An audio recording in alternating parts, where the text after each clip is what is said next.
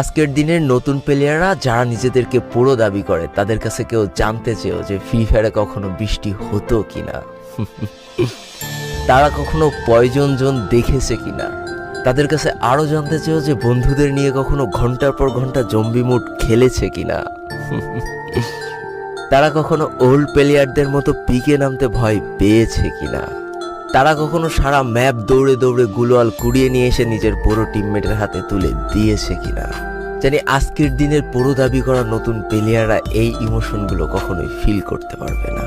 আমি নতুন প্লেয়ারদের ছোট করছি না, কিন্তু তোমরা আসলে জানো না করোনার সময় পাড়ার গলিতে সবাই একসাথে বসে ফ্রি ফায়ার গেমটা খেলার মজাটা কি ছিল।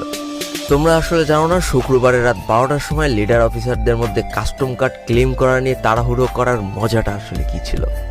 বর্তমান সময়ে 12 ঘন্টার জন্য ফ্রি কাস্টম পাওয়া মানুষগুলো কখনোই বুঝতে পারবে না যে সারা সপ্তাহ ওয়েট করে একটা কাস্টম পাওয়ার মজাটা আসলে কি ছিল।